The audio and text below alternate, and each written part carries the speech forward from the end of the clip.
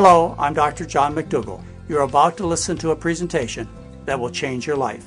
If you need more information, go to my website at drmcdougall.com. Well, thank you very much. We have a set of very interesting lectures to share with you, and I'm sure you're going to learn a lot. As a matter of fact, my goal is to change your life, and that's not an easy thing to do, especially since habits are so rooted in people's lives. It's difficult to change. But one of the key things to changing people's lives is to give them information. And you're going to get that information. And you're going to understand exactly the issues in terms of health, how to get your health back, in terms of the right foods to eat, in terms of the right kind of behaviors to have. And that's the first step. After that, it's a matter of implementing these things. Now, implementation, that comes from two particular points of view. You can have positive motivation, like listening to these lectures, or associating with friends that enjoy good health, or having positive experiences with meals or exercise. Or you can have negative motivation. And unfortunately, that's what most people do. They wait till the elephant sits on their chest and they say, well, maybe I ought to consider that last cheeseburger I had. Or they wait until the surgeon threatens them with major surgery, or they find themselves on a bag full of pills, and then they say, okay, it's time to change. Well, certainly I would rather go the easy route, and that's what this is. This is the easy route. What I will be sharing with you is an easy way to live. Difficult is to have to spend your afternoon in the doctor's office waiting for refills. Difficult is having somebody slice a hole in your chest, or amputate a part of your body, or take a handful of pills every morning. That's difficult. The easy way to live is to eat delicious foods and exercise. And that's what the McDougall program is all about. The McDougall program is about being healthy. It's about getting out of the medical system. That's what it's about. It's about taking control of your life. You don't want to spend your life involved with your doctor. I'll tell you a car I'm not going to buy again. It's called a Mercedes-Benz. When I owned one, I knew my mechanic. I knew about his wife and children. I knew where he's going on vacation. I knew all about him. I'll never buy that car again because of that experience. You do not want to be the best friend of your doctor. You want to be out of the medical system. And you can do that with the kind of approach that we teach. The approach is based on solid science and also common sense, and I'll share that with you. I start with the idea, and I know this is a difficult one. You may not see it as a difficult idea, but I start with the idea that you are supposed to be, or let's say it this way, you are trim and healthy. It may not appear that way at the moment, but that is the intended state of your health. And the reason you're not that way is not because of some mistake of nature. It's not because you have some kind of genetic disease. The reason you're not that way is because you're not following the right set of rules. And once you start following the right set of rules, then you are going to get the health back that you deserve. And that right set of rules involves the right diet. And I know lots of people are confused about that these days, and I will straighten that out for you. It's about exercise, not a lot of exercise, but moderate exercise. And it's also about cleaning up bad habits. And those are the kinds of things that we're going to talk about. It's how to get control of your life. The best way to understand how this program works would be for you to meet some people that I met one day. I was in a restaurant. A lady came up to me and said, I'd like to take your family's picture. I said, no, thank you. Well, it's only $10. I said, no, really, no thank you. I don't want my family's picture taken, but I'd like you to take the picture of the family sitting over to my left. And so they took a picture of this family. These people were speaking Japanese. They were eating primarily rice and vegetable dishes. They were obviously first and second generation Japanese people. The lady came back, sold me the picture. And I said, well, that was easy. Let's try that again. So I said, for another $10, would you take a picture of the family sitting on my right? She said, sure. And she came back and sold me that picture. You can see the obvious difference. These people were speaking English. These people were obviously in a different state of health. What happened? They're all Japanese people. What happened? Did they change their heredity? Did they catch some nasty virus? No, what happened is they changed their diet. They changed from a high starch, a diet based on rice and vegetables, to a diet that was the birthright of Americans. That's right. The diet of all that rich food, all of the meats and dairy products and cakes and ice creams and so on. And they got fat and sick. And you can see that too. You can see that when you look around the world. You don't have to be a doctor. You don't have to be a dietitian. You don't have to be a nutritionist. Just look at what's happening. Watch travelogues. Go on journeys yourself. Just go sit in the airport for a while and watch people come through and watch what they look like, how young they look, and also watch what they eat, or go up and ask them. And you'll see a consistency, and that is that people who live on diets of starches, like rice, potatoes, corn, pastas, with the addition of fruits and vegetables, these people are trim, healthy, hearty people. Typical, these people would be from the Far East, like China or Japan, the Middle East, or maybe from Africa. When these people migrate to the United States, they lose their immunity to obesity and to illness. They get fat and sick. They get heart disease, they get breast cancer, they get colon cancer, they get prostate cancer, they get diabetes, they get arthritis. They get fat and sick. Now, what would happen to one of your friends? Say you have a friend in mind who has learned the rich American diet and you wanted them to be well. What would happen if you said, guess what, I've got a real deal for you. I'm going to give you a one-way ticket to Japan. And I got this nice farm family I want you to live with. You're going to live on the farm. You're going to eat with the farm family, rice and vegetables. You're going to work in the fields. Just 6 months. Well, that's what the McDougall program is about. Not that much deprivation. You don't have to go to Japan for it. But it's basically that kind of change. And it always works. People always get well. Just like your friends that you just sent them on that trip to Japan. It's no more difficult than that. People can understand this if they go to the library, if they go to an art museum, and they look at pictures or read stories of the rich people of old. What you read about is you read about fat, sick people when they were kings and queens. Not the common person, not the person who couldn't afford the feasts all day long, but the aristocrats, the kings and queens. They were fat and sick. Now, back then, there were only a few kings and queens. Back then, they had all of their steaks and pork chops and pies and cakes. They had them on silver platters. These days, even if you're poor, the food available is food for kings and queens. They have Dairy Queen and Burger King and Imperial Margarine. They don't even try and fool you. And when you eat that kind of food, the food of aristocrats, you look like kings and queens. Again, the way you solve the problem is you just make feast special again. The kinds of diseases that are caused by the rich Western diet are the ones that your friends and family suffer from. They're the common problems. And your friends and families just don't have a few of these problems. They have lots of these problems. They have problems like hardening of the arteries that we call atherosclerosis, which gives you heart attacks and strokes. They have high blood pressure, adult-type diabetes, obesity, various kinds of arthritis, like ankylosing spondylitis, rheumatoid arthritis, psoriatic arthritis, just aches and pains, just all kinds of arthritis.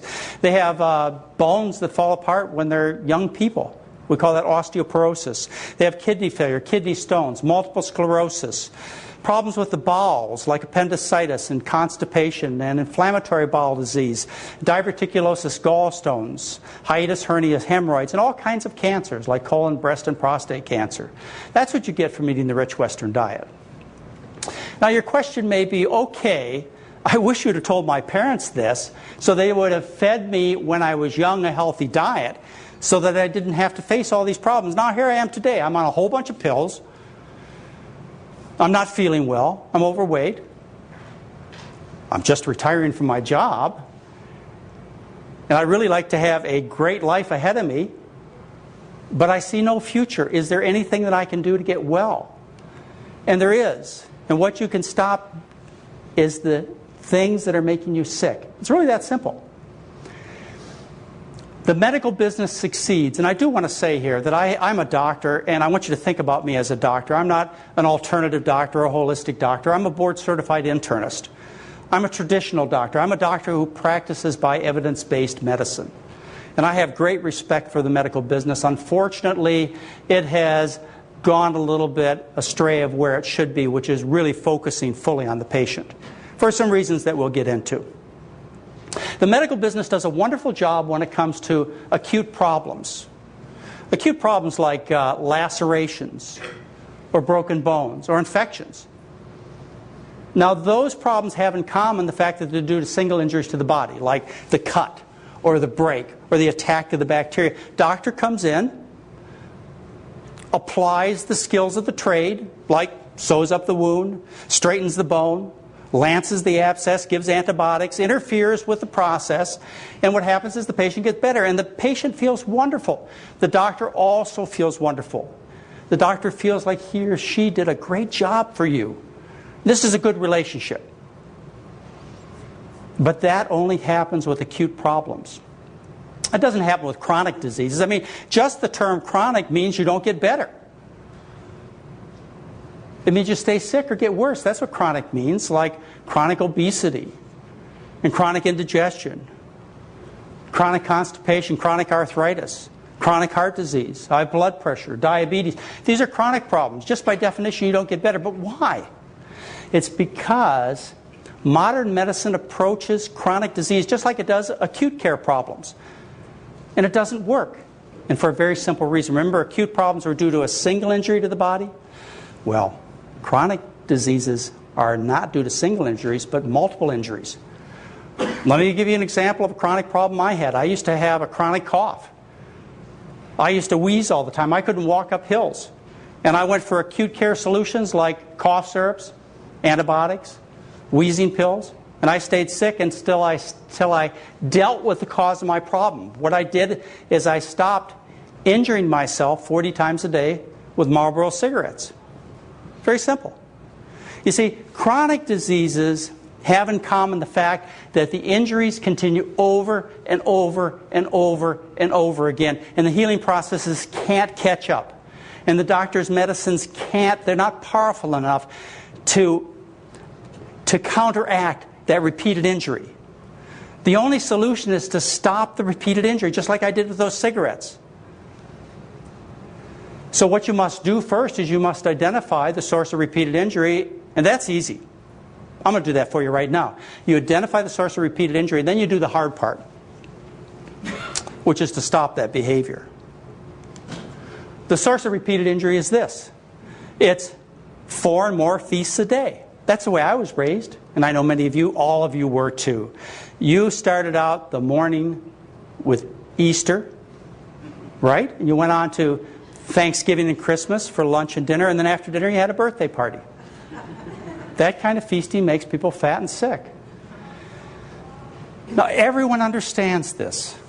The solution to the problem is to make feast special again. Doesn't mean you can't have birthday cake on your birthday, or turkey on Thanksgiving, or ham on Christmas, or eggs on Easter, or Halloween. I always love Halloween because I get Babe Ruth bars.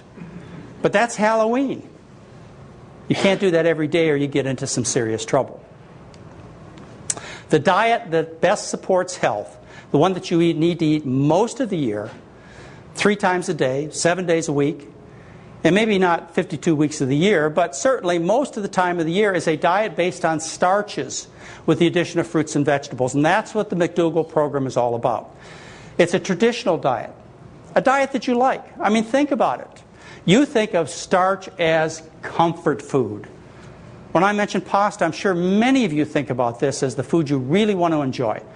You say, well, pasta makes me fat. Yes, sure. That's why there's so many overweight Italians in Italy. Oh, well, that's changing, yes, as they eat less pasta. And you say, well, how about rice? I like rice. That's a comfort food too.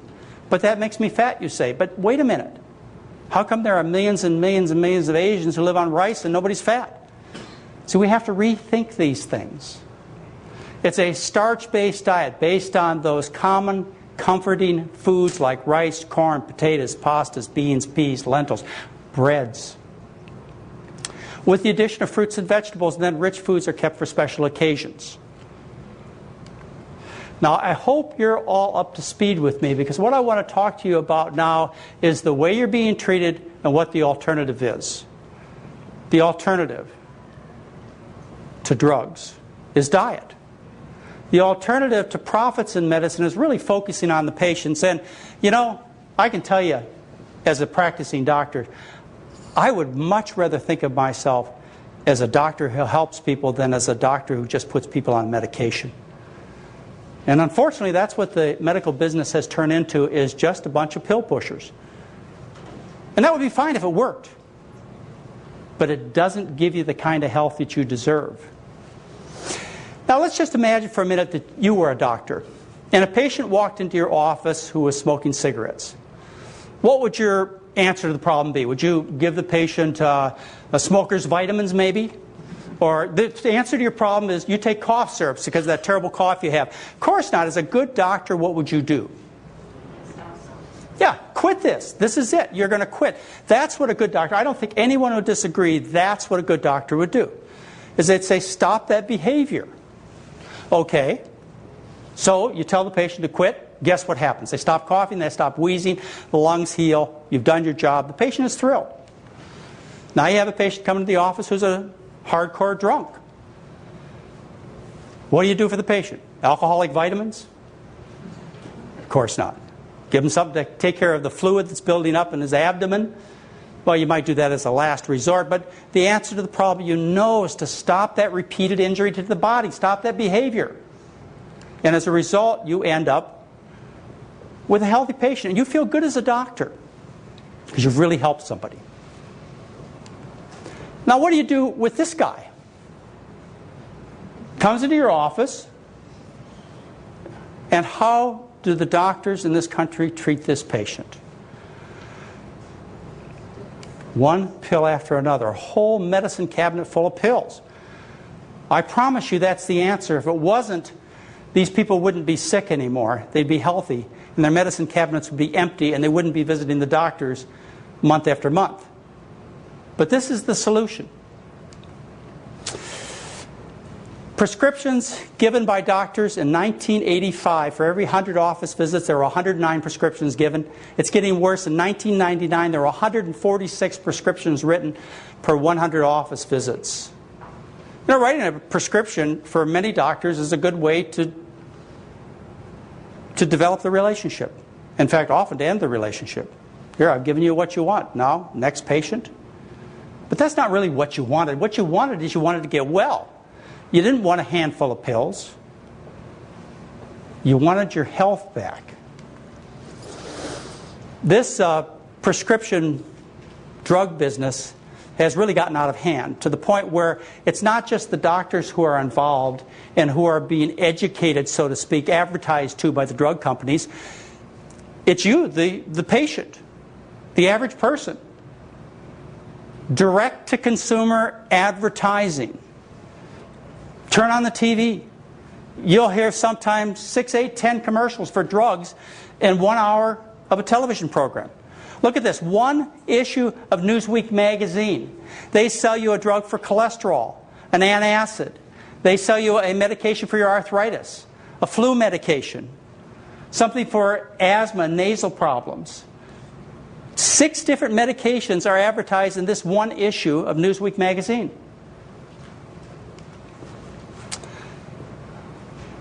There has to be an alternative. And what I want to talk to you about is the alternative.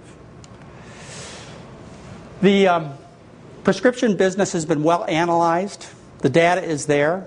Between 1997 and 2000, the increase in spending on prescription medication has gone up 18% per year.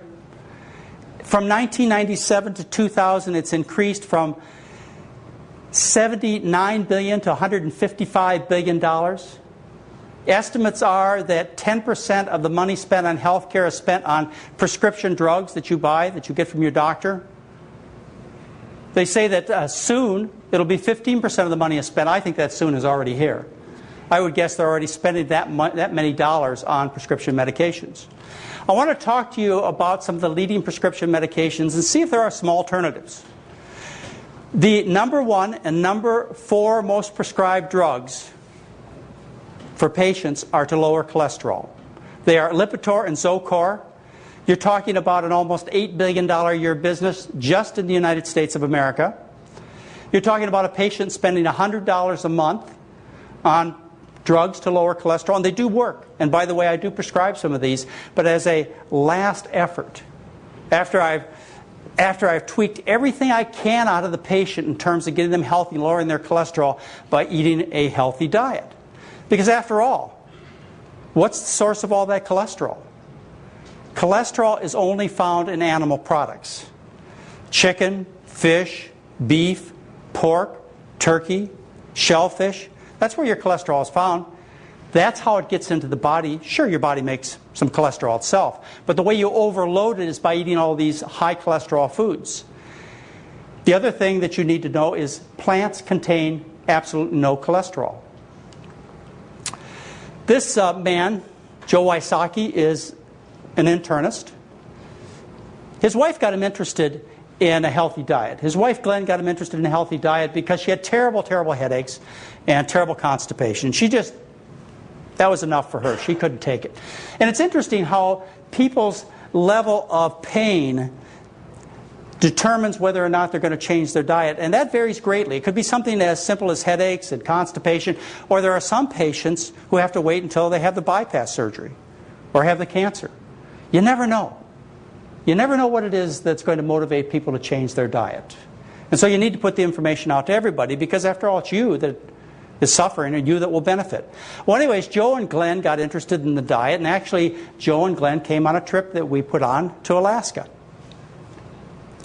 And that's where I first met Joe, and he was still overweight and he was still fighting the diet, even though that's what Glenn wanted to do. Joe was a doctor, and of course he knew all about good health and nutrition and so on, and finally he gave in. She worked on him over and over again and got him to change his diet, and he dropped his cholesterol from 222 to 121, lost 35 pounds. And now he preaches this good message to his patients, even though it has cut into the financial benefits of his practice, because it takes time to talk to patients. It may take an hour to teach somebody about a healthy diet, and you can see patients prescribing medications. You can see 4 or 5 in that same hour. And unfortunately, the insurance companies pay you basically the same amount. But that's what Joe decided to do. Sarah, her cholesterol was 199, eating southern fried everything. And her husband was a bit upset with her, to say the least.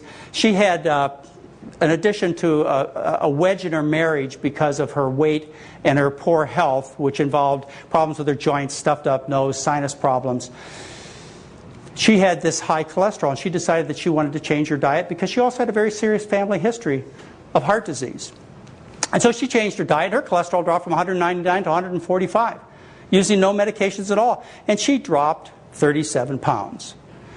Now, from Sarah, I get a new picture about every 3 months. And she insists that I show you an updated picture. And so here's her updated picture. She's now down to 99 pounds. This has been going on for over 2 years. Joyce Shank, she got very heavy. 310 pounds was her top weight. She had terrible arthritis. The arthritis medications gave her ulcers. She retired, saw that her future was bleak. She was not going to be able to enjoy her retirement. And so she decided that she was going to change her diet. But it took a surgery for spinal stenosis and incapacitation from her arthritis to do it. And so she changed her diet, started with a cholesterol 263, and dropped her cholesterol to 160. Now she takes no medications. And she's trim and healthy and lost 132 pounds. And will never look back. We've studied the cholesterol changes in our patients. We've looked at over 1,000 patients, and we find that their cholesterols drop about 29 points in 11 days with changing their diet. That is as well as you will do with cholesterol-lowering medications. And for those who start with very high cholesterols, we even get better results. If you say, for example, start with a cholesterol of over 300, the average drop of cholesterol in 11 days is 65 points. And if you are taking cholesterol-lowering medication and you change your diet, the effects are additive. You'll get even greater results. Now, as I mentioned, I do use cholesterol-lowering medications, but it's the last thing that I do. And I always worry at the end of a patient visit. I often worry if I say to the patient, you know, I'd like you to take these statin cholesterol-lowering medications. And it's usually a person who's had bypass surgery, angioplasty, or heart disease. I always worry that they're going to look at me and say, well, You know, if you really believed in your diet, you wouldn't be saying that. Well, I do really believe in the diet, but some people come to see me in such bad shape that they need all the help that they can get. And I am a doctor, and I do prescribe medication, but just very carefully, only when I think it's absolutely necessary. We also drop triglycerides for patients. For example, if you start with a triglyceride level of over 600, the triglycerides can be cut in half with a simple dietary change. Let's talk about drug number 2 and 3. That's Prilosec and Prevacid. Patient spends about $140 a month on these kinds of medications. This is over a $7 billion a year business. To relieve the problems of something that you put in your stomach. I mean, wouldn't it be obvious? Don't you think that would be so obvious that the reason your stomach hurts is because of something you put into it? You would think so, but then my early medical education taught me that people got indigestion because they were stressed, they were worried. And people thought that I was taught that the reason people had problems like irritable bowel syndrome is because they were really neurotic. And for them, we prescribed Librax or another kind of tranquilizer. Even today, they teach such things as constipation may be an emotional problem from failing to answer the urge to defecate. That's what they teach in our medical textbooks. Well, as you will soon learn, if you haven't learned already, you will never fail to answer the urge to defecate if you follow our diet. So your psychological problems will be solved immediately. Dan Curtin, he's a market, or was a market analyst for the state of Wisconsin, the dairy state. And he decided that he was going to retire after years of work. He'd worked hard. He'd gathered wealth. Everything was going well for him in terms of the financial issues in his life. But he decided to retire at age 59 years old, and guess what? He was in big trouble. He was having terrible chest pains. He couldn't walk up the stairs. He had terrible arthritis. He was overweight. He was very sick. He could see that he was dying. He was on all kinds of medications. He was taking handfuls of Tums for that indigestion all day long. He was on an antidepressant, a blood pressure medication, allergy medications, and he still couldn't solve his problem. You see, that's what commonly happens. People get sick with all these difficulties. And when the doctor can't solve the problem, the doctor and the patient comes to the conclusion that it must be because you're depressed. And so you're put on an antidepressant. So it's very common for me to see my patients who are on a whole bag full of pills to also be on 1 or 2 antidepressants. Well, Dan, he said, I'm not going to take that. I'm going to change my diet. Actually, he tells an interesting story. He went to the bookstore, had no idea about McDougall. Went to the bookstore, started looking through the bookstore, and he found this one book with a smiley face with an apple in his hand. And he said, well, now that looks like a nice, friendly doctor. And of course, that was my cover of the McDougall program book. And he picked it up and he read it cover to cover. And he changed his diet and he changed his life. As a matter of fact, in a matter of just a few months, he was off all of his Tums. His 7 months results are he lost 40 pounds. He was off all his medication. His cholesterol dropped from 215 to 184. Blood pressure dropped from 156 over 90 to 124 over 80. Triglycerides decreased. And he was off all his medication. Yeah. Now this is hard to believe for I know a lot of people. I want to tell you this is what you should expect to happen. You know how you see those infomercials? Those infomercials say, this is the best case scenario, don't expect these results. Well, I'm here to tell you to expect these results. This is big medicine. Big changes result in big changes in you. So if you make big changes in your diet and your lifestyle, you will get big changes also. But that's hard for people, especially those of us raised in a society where we believe in medications. And when there's so much money behind these medications, it's very difficult. So sometimes I rethink what I'm doing. And I say to myself, isn't there a better way to do all this? It's hard for me to get people to change their diet and lifestyle. Maybe I should do it this way. Maybe I should tell you this. I have this new pill. It'll give you all these wonderful results just like Dan got. It will lower your blood pressure, cause you to lose weight, get rid of your indigestion, your arthritis, get you alive again and feeling wonderful. I have these pills for you. These pills, by the way, these pills have a little a little M written on them. And that M stands for McDougall or money. Now, this variety, by the way, this variety of pill right here, this is the regular formula, okay? This is $2.45 a pill.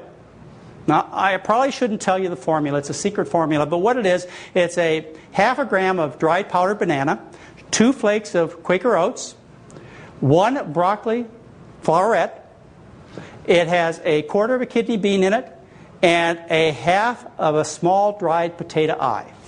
And they're only $2.45 a piece, and you just have to take 2 a day until I pay off my mortgage.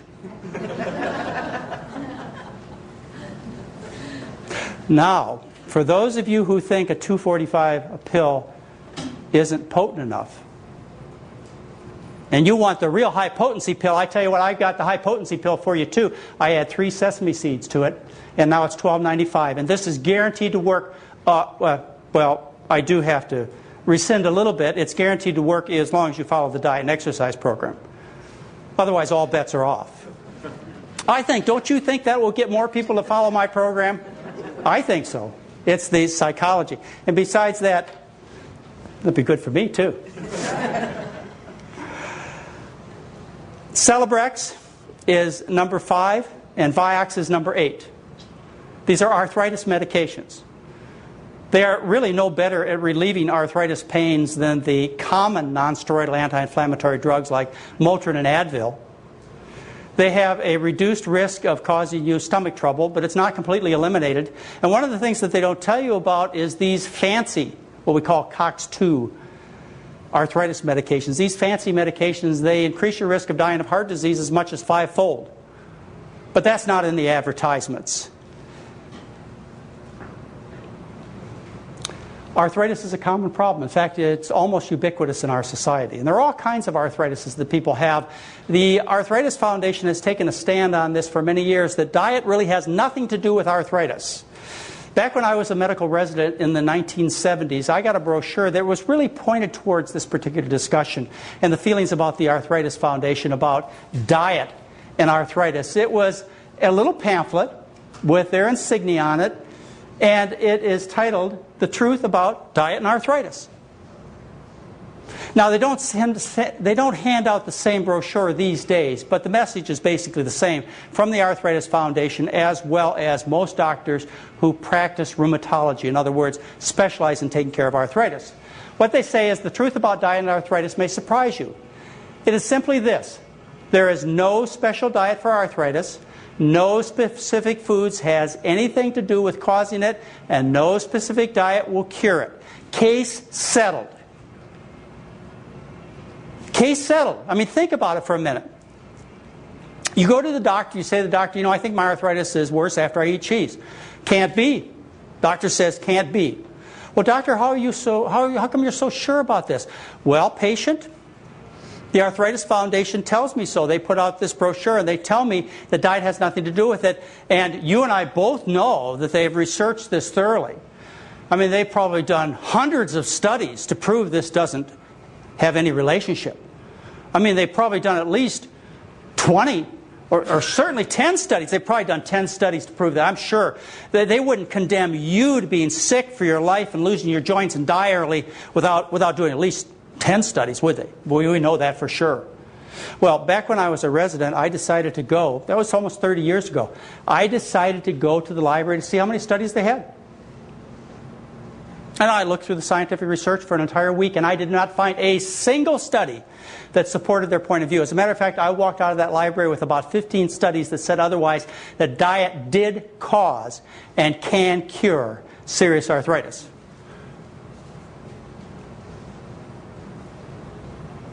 But because of this message, you don't stand a chance when it comes to diet and arthritis. And it is a message that continues today.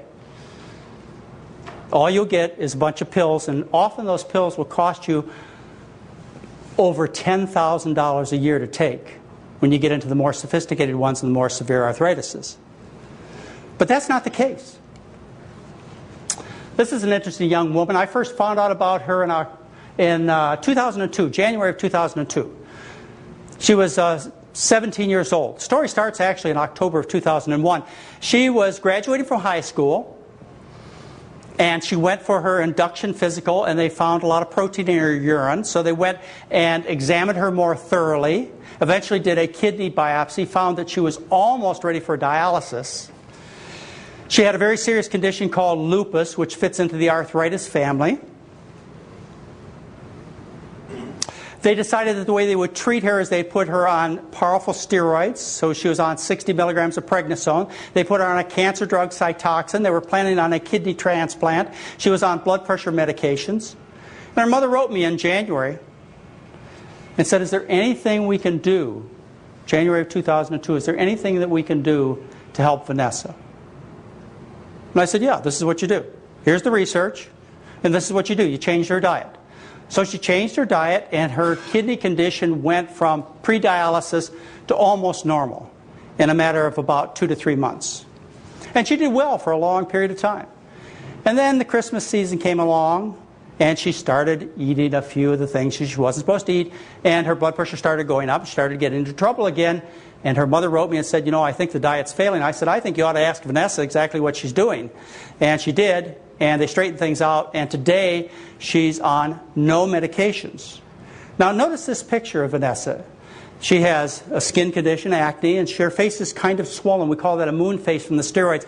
She was so embarrassed with her Christmas picture in the year 2001 that she took a smiley face and put it over the family Christmas picture because she didn't want to show anybody. Well, she sent me this picture recently, and not only is she off all medications, feeling wonderful with normal kidney function, but she plans to go to college, and she's entering a beauty contest. Mayra has an interesting story. She started developing bleeding spots on her skin and bruises, and then she became fatigued, developed severe headaches, and finally her dad took her to the doctor. The doctor examined her and said, you know, there's something very seriously wrong with you, and sent a specimen across the street to the laboratory. The laboratory looked at her blood and found out it was almost like water. She'd lost so much of her blood. They sent her to the hospital immediately by ambulance. They gave her bags full of blood. They did plasmapheresis, where they take and try and remove substances that are attacking her own blood.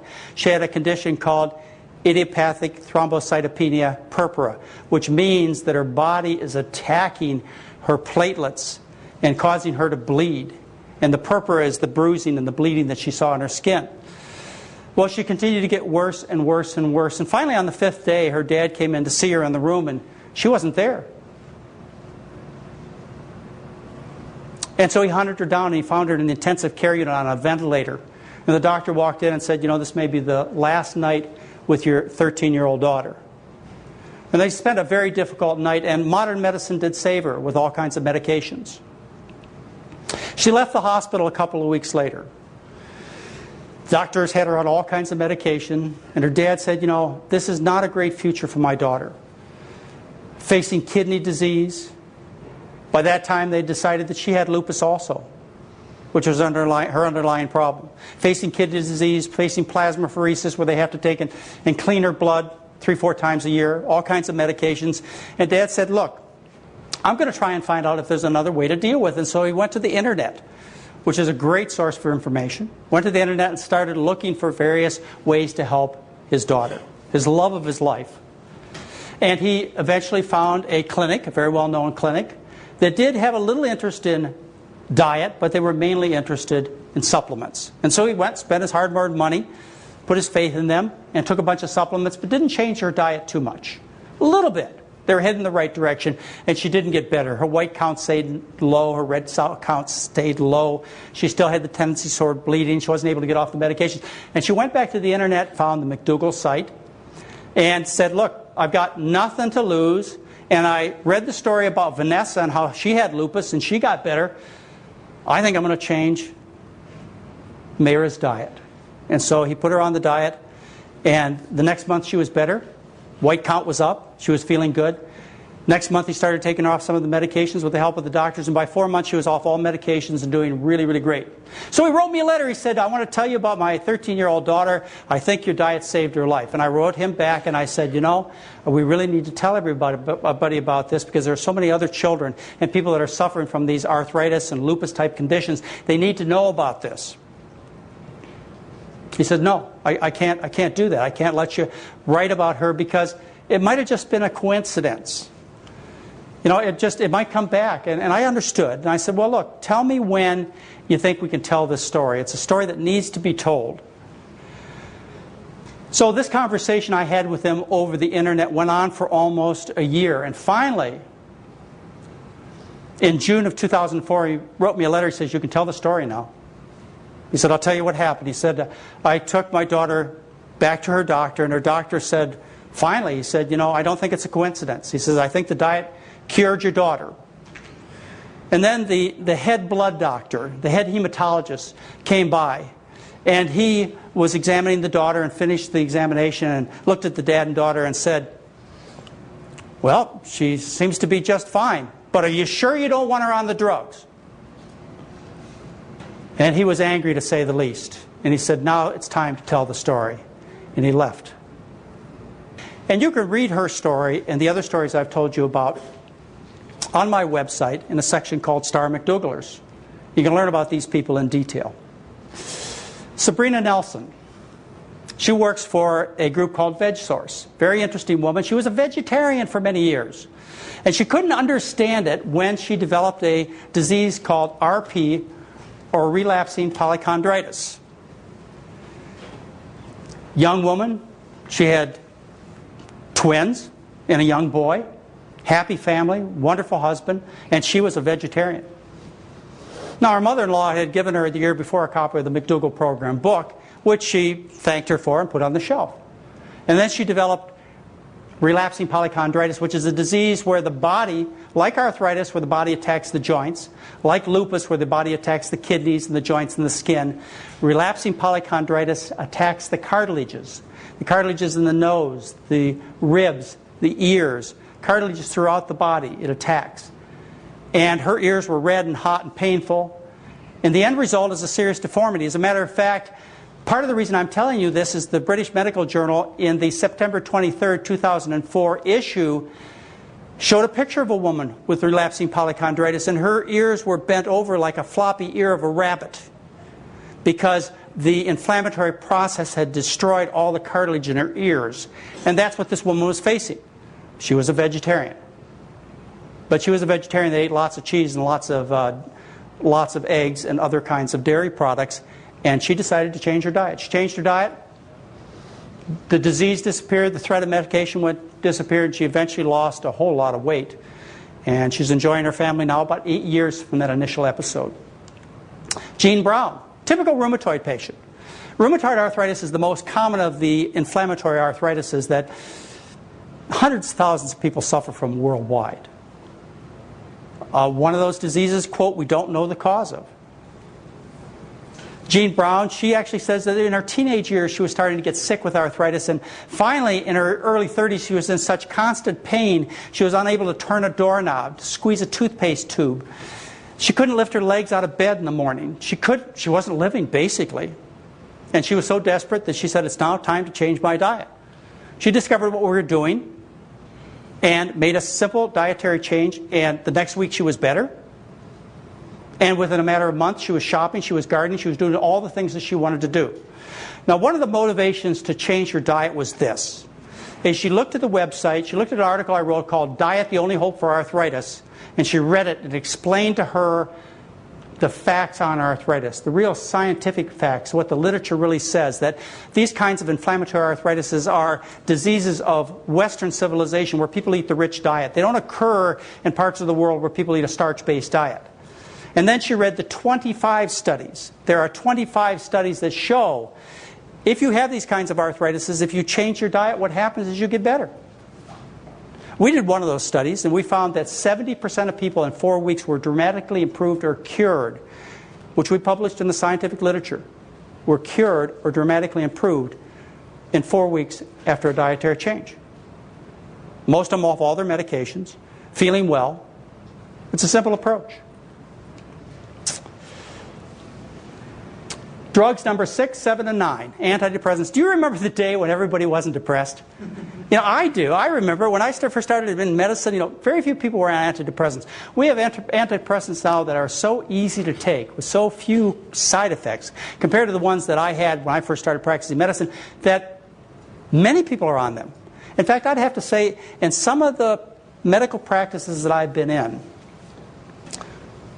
where people are really in big trouble. And what I'm thinking about is a practice I had up in Minneapolis. Where it's all cloudy. People have little else to do but eat during the wintertime. Lots of overweight, lots of unhealthy people live in a very cloudy environment. I would guess that somewhere around 40% of the women I took care of were on antidepressants. Yes. You have to ask some basic questions when you find that many people are in that big of trouble. Is life really that difficult? Or have we reached a time that was described in the book 1984? Here's one of my depressed patients. He's been a patient of mine for over 22 years. His name is Mike Wilson. He was in horrible shape. As a matter of fact, he said that there were several times when he thought about ending his life. The reason he didn't was because of his 2 young girls, and because he had hope that maybe someday he could get his health in control. And this is a man who had type 2 diabetes, he had arthritis, he had gout, all the diseases associated with eating the American diet with enthusiasm. Because of his obesity, he had sleep apnea, he had back pains, he had neck pains, he had congestive heart failure, his heart had stopped. And he was depressed. Wouldn't you be depressed? Life was going in a terrible, terrible direction for this man. And he went to a potluck that Mary and I gave over 22 years ago. And one of his friends brought him and said, Mike, I think this is an answer for you. And he changed his diet. Well, Mike and I have communicated over the years. In fact, one of the more recent times that we communicated was when I needed to supply some guests for the Donahue show. When he was on a cable station, they called and asked. They didn't want me. They wanted some of my patients. And they had me send a couple of patients. So I sent Mike Wilson. And I sent another one of my patients that was a similar situation. He'd only lost 90 pounds. And they also, by the way, on this same show, they had the antithesis diet. The antithesis of a healthy diet. The evil diet, the Atkins diet.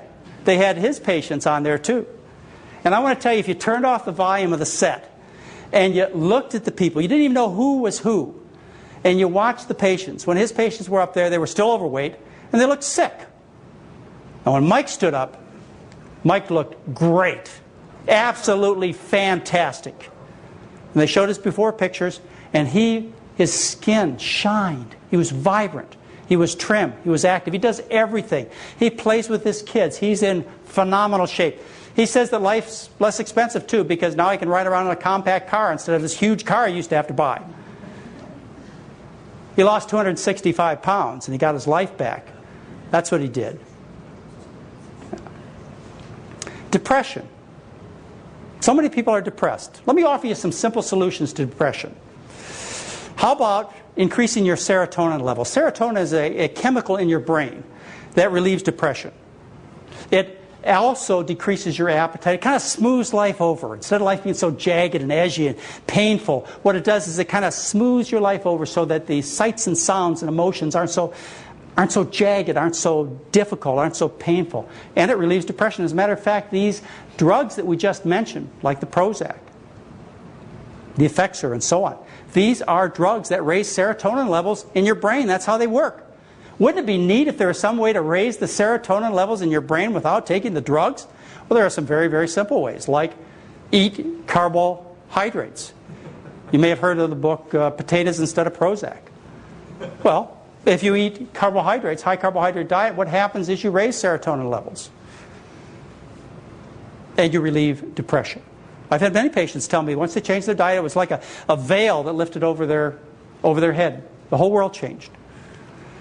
How about some exercise? Not only do you raise serotonin levels with exercise, you also increase endorphins. You'd heard about the runner's high.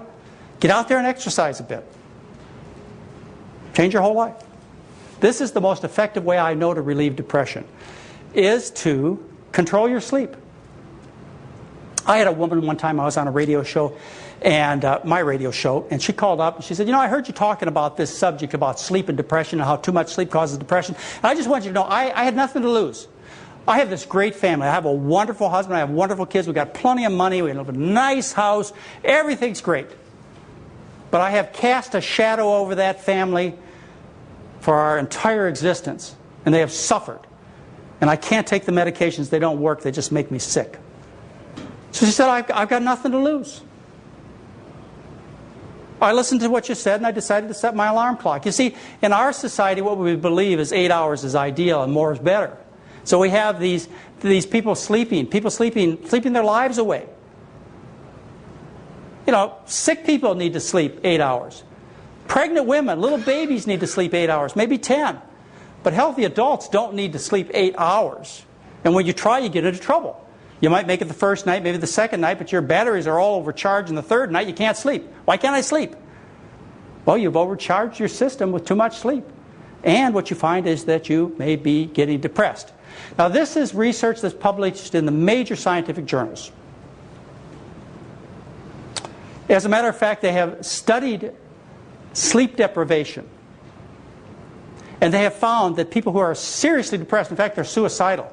If they take people who are suicidal and they deprive them of one night's sleep, that 70% of them are completely free of depression by the next evening. Now, it sounds impractical to stay up all night all the time, of course. They actually have clinics around the country where people get together and stay up 1 or 2 nights a week together, giving themselves mutual support to help relieve depression. But you don't have to do that. All you have to do is just set your alarm clock. Just like the lady I told you about. She set her alarm clock. She called me up. This was her conversation. She calls up and she says, I want you to know that for the last month, I've only had one night's depression by following your advice, and that was the night my husband forgot to set the alarm clock, and the whole day was ruined. Yeah.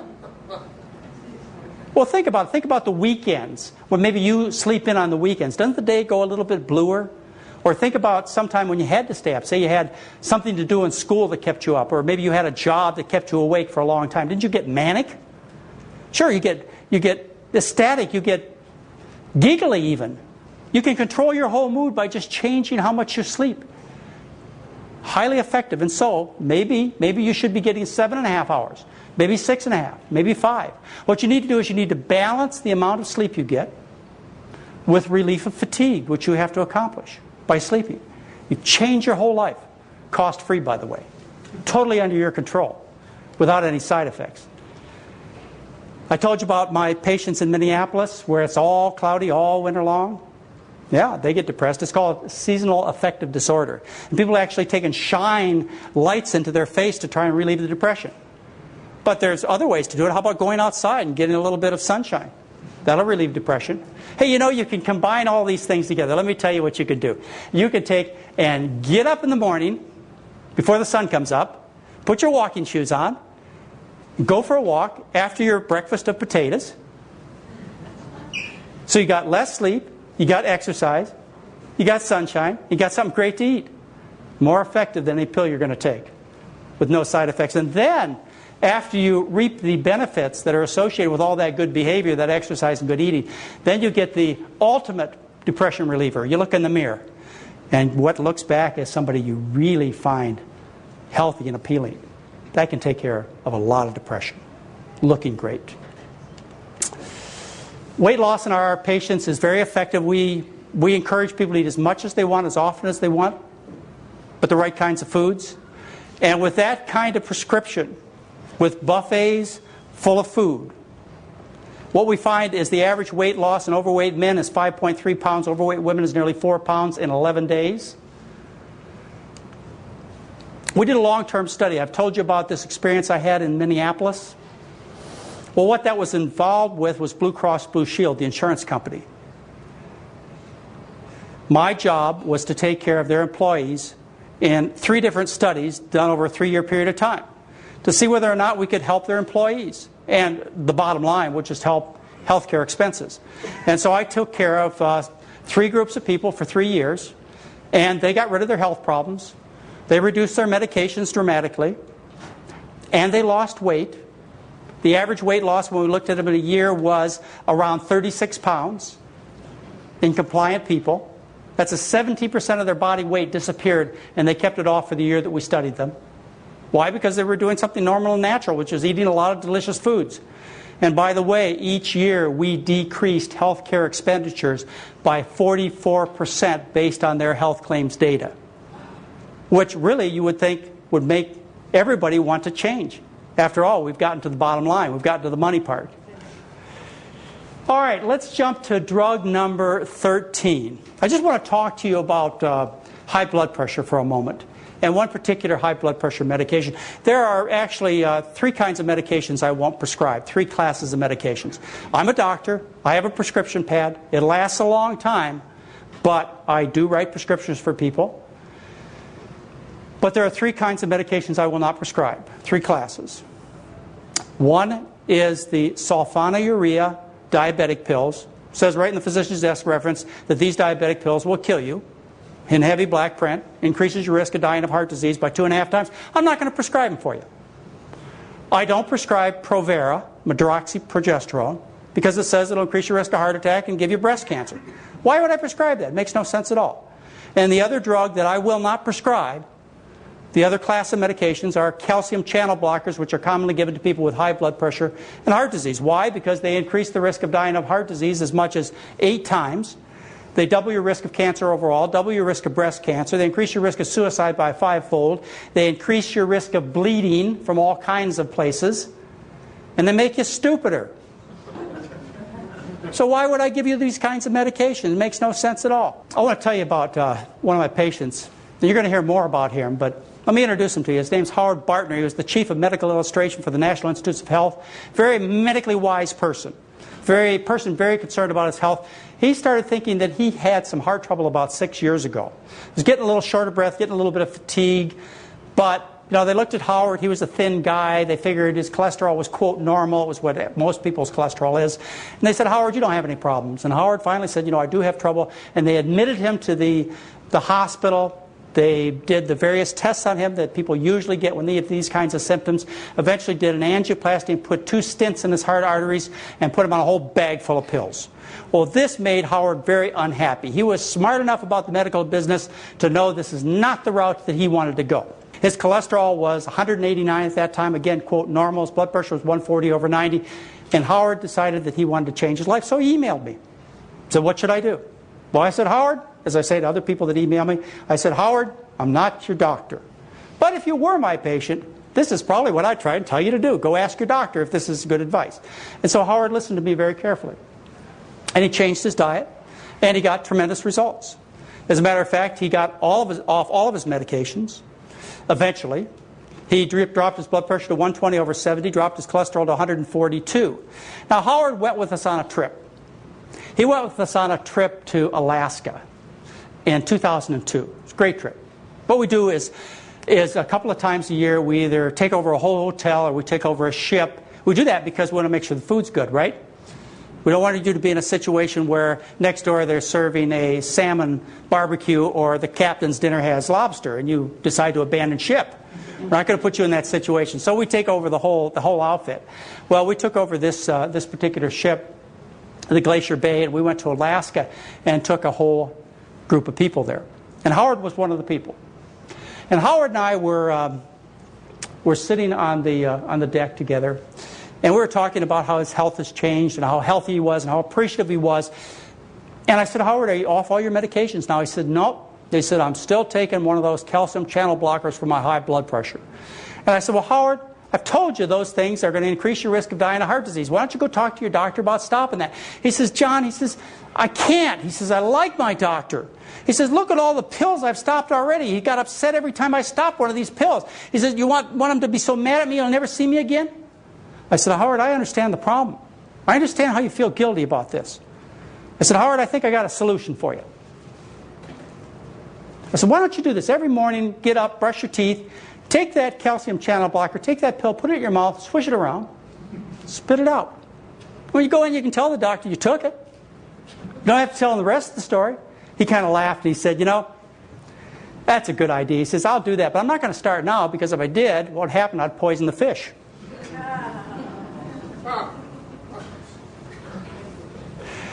Now, not only was Howard on this Alaska trip with us, but there were also a couple of people that I consider the stars of all-star McDougallers. The stars of all-star McDougallers. They're the most fantastic people in terms of, well, everything. And for very good reason. They're the most fantastic people. Not only because of their great health, because they're also people I love very dearly and are very close to me. We were having a conversation one day. I was loading up my windsurfing boards, and he was out there sawing a door. And I looked at him and just jokingly I said, would you like to go windsurfing with me? Now he's 92 years old when I said that to him. I said, you want to go windsurfing with me? He says, can't swim. I said, well, if you could swim, would you go? He said, sure, why not? And he'd go. I mean, after all, he's in those kayaks that you see right there. He and his wife are in the kayaks. They're 91 years old on this trip to Alaska. Why wouldn't they go? They'd go kayaking with us and among the icebergs. If he could swim, he'd go on windsurfing with me. Our history goes back a long way. It goes back to when Mary and I first got married. These are my in-laws. And that goes back 33 years ago. At that time, they were about 40 pounds heavier than they are now. At that time, every time they'd come to visit me, the first thing I would hear out of my father-in-law's mouth was, you got to take me to the hospital and x-ray my stomach. You got to x-ray me because I think there's something serious wrong. And so we'd take him to the hospital. I'd do upper GI and lower GI and say everything's fine. So, oh, thank goodness. And about 3-4 days after staying with us, all of his pains went away. And I said, don't you think it has anything to do with the diet? Well, I'm not sure. I don't think so. But sure like this food, he'd say.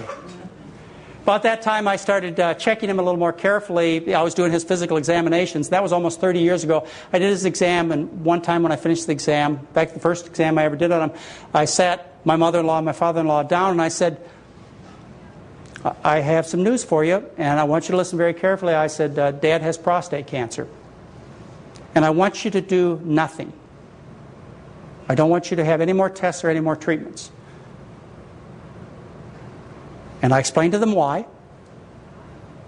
I explained to them it was slow growing. I explained to them if they changed their diet it would make a huge difference. And I explained to them that the treatments didn't work. And they understood and they believed me. They said fine. But they still didn't change their diet. That took until about 20 years ago when my father-in-law lost the front of his heart. And when the bypass surgeons came in and said, we're going to do bypass surgery on you, and I said, wait a minute, doesn't he get a phone call? Doesn't he get a second chance? They said, sure. Because the indications really weren't there. And then he changed his diet. So that was when he was 70 years old. Now, we went to the doctor a couple of years ago, the urologist, because he was having a little bit of difficulty passing his water. And the urologist examined him and came out really, really sad face. He said, oh, I have something terrible to tell you. He said, your father-in-law has prostate cancer. And I said, yeah, I've known about that for 30 years. He said, you didn't treat him? I said, no. He said, good decision. Good decision. And my mother-in-law, she's reaped similar benefits, lost 30, 40 pounds. Her arthritis has greatly improved. And I'd like to introduce you to these favorite people in my life. I'd like to introduce you to the star of all-star McDougallers. They'll be 93 in 2 months.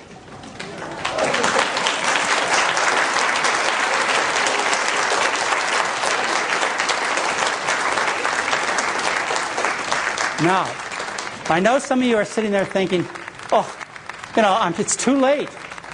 I'm 40, I'm 50, I'm 60, I'm 70. It's too late. It's not too late. The human body is miraculous in its ability to recover and survive, but you've got to give it half a chance. They're excellent examples of what you can accomplish. Right now, both of them work a full day, an 8-hour day. Doing hard construction, he still does. Building things around our house when he's there. So you can have the same kind of life. But you've got to start following another set of rules. Blood pressure drops in our patients are quite dramatic. What we find is that overall in this group of 1,250 people that we looked at, what we find is that the average drop in blood pressure is 7 over 5 millimeters of mercury, and almost everybody stopped their blood pressure lowering medications when they changed their diet. Those with really high blood pressure, say, started 150 over 90 or greater. Their average drop in blood pressure was 23 over 14 millimeters of mercury, and they accomplished that through simply dietary change. And they stopped their medications in almost all cases. Let me tell you about a conference that I went to a couple of years ago. It's an interesting conference. I don't usually go to noontime conferences. The reason I don't go, noontime medical conferences, the reason I don't go is because they're basically advertisements for the drug industry. The drug industry, the drug detail man, he buys the lunch for the doctors. You know, that's $1.25 lunch. You don't expect your doctor to fork over $1.25 for his or her lunch, do you? They're very appreciative for that $1.25 lunch that the person brings in. And of course, they provide the speakers too, so I don't usually go. But one time, the notice got my attention. It said, diabetes is caused by fat, not sugar. And I said, oh, finally, somebody understands this. It's not sugar in the diet that causes diabetes. It's all the fat and the resulting obesity that occurs. I got to go. I got all my staff from St. Helena Hospital together, and we went down to the conference room. And as soon as I walked in, I knew there was a problem because the drug detail man was sitting in the back of the room. The next thing I noticed was that the man who was lecturing was obese with acne skin, greasy skin, and a ponytail. So I said, this is going to be a long lecture, but I will sit here and hopefully he will tell us what I expect to hear. Well, he gave a lecture. And I sat and counted the way you take care of diabetics, the number of medications that you give them. When we got done, diabetics were taking 20 different pills. He called it polypharmacology. Doesn't that sound sexy, polypharmacology? Yeah, absolutely. And so when his lecture was over, I raised my hand and I said, Doctor, I said, the title of your talk was, it's fat, not sugar that causes diabetes. I said, I didn't hear you mention diet once in this entire lecture. Did I miss something? He says, I got you here, didn't I? I said, yeah, you got me here. But I said, you know, a lot of the drugs you mentioned actually kill patients, like those sulfonylureas and the calcium channel blockers. I said, you really think that diabetics ought to be taking those medications? Well, one of my friends and one of the administrators of the hospital, one of the big honchos around there, he got up and he apologized. He said, well, you know, this is Dr. McDougall. You probably don't know him, but he's really interested in food, and that's why he's making these comments. Kind of smooth things over a little bit, because sometimes I'm not so tactful. Well, we got done with the talk, and this same man, the same doctor and I, we walked out together, and I looked at him and I said, you know, I said, John, I said, my colleagues, our colleagues don't really believe this is the way you properly take care of a diabetic, do they? He said, yes, we do. And right there and then I decided that, you know, I'm not going to do this anymore. I'm not going to have this association. And by the way, that's one of the reasons that I left my 16 years at St. Helena Hospital and went on my own and now run my clinic in Santa Rosa, California at a spa and resort. Is I really don't want that kind of association anymore because that's wrong. Let me tell you how you take care of a patient these days. The patients you know, the people you know, your friends, your relatives, maybe even you who are on medications, you're not on one medication for one problem. You're on a polypharmacology. You take something for blood pressure like Norvasc. You take something for your blood sugar like glucophage or glyburide. You take something to lower your cholesterol like Lipitor. Something for your uric acid like Xyloprim. And of course your homocysteine's too high, so you have to take folic acid. You take something for your triglycerides like Lopid, and your blood is too sticky, ready to form a clot and give you a heart attack or a stroke, so you take Plavix. Yes, and to take care of all that body fat that you accumulate, you've got to take a pill like Orlistat to cause you to lose weight, and the headaches have to be treated with a painkiller. Darvocet will do. And the body aches, why not Advil? And then for your indigestion, how about Prilosec? In those days you get constipated, we've got something for that too. And then, you know, that constipation can quickly turn into diarrhea. Well, we can fix that also. And because you smell so bad, we have to cover you up with perfumes and deodorants. That's polypharmacology. That's what a well-treated patient on the American diet has to do to in part compensate. That's not the kind of doctor I want to be. And I know that's not the kind of patient that you want to be. You want to solve these problems. You don't want to be taken for a bag full of pills. But there's a problem here, and the problem has to do with money. If you compare the cost of 100 tablets of these medications with the cost of the active ingredients, you can see what the problem is. For example, Celebrex, $130 for 100 pills. Well, it costs 60 cents for the active ingredients. That's a 22,000% difference. Norvasc, that blood pressure pill I told you about, that calcium channel blocker that I'll never prescribe, $188 for 100 pills. 14 cents for the active ingredients. That's 134,000% difference. I don't care how true it is. I don't care how important it is to you and your family. This kind of money will buy that kind of dishonesty and keep you sick and fat. Only a few individuals will realize this, and only a few individuals will make a better choice. And it will take some effort, but you can accomplish it. You can make those kinds of changes. I did. I did as a doctor. Yeah. I'm the luckiest doctor in the world, by the way. The reason I'm the luckiest doctor in the world is because my patients do well. My patients get healthy. My patients get trim. My patients get off medication. Sick people take drugs. Not healthy people. Sick people have checkerboards for their abdomen with the scars from the surgeries. Not healthy people. That's my goal for patients, is to have healthy patients. And the return is tremendous for me. It really is. The fun in life comes from helping other people. You know this, whether you happen to be a builder, you build people's nice houses, or you happen to arrange flowers and you make people happy, or you paint pictures and you make people happy with your art. Imagine what it could be like to be a doctor, to help other people's lives, to make them healthy, feel good, and get the most out of life. Can you imagine the reward I must get? I'm the luckiest doctor in the world. But there's something wrong with this picture. Even though I ask people to get rid of medications, don't you ever do this, because it's against the law to throw those drugs into the sewer system. You'll poison the environment. Thank you very much.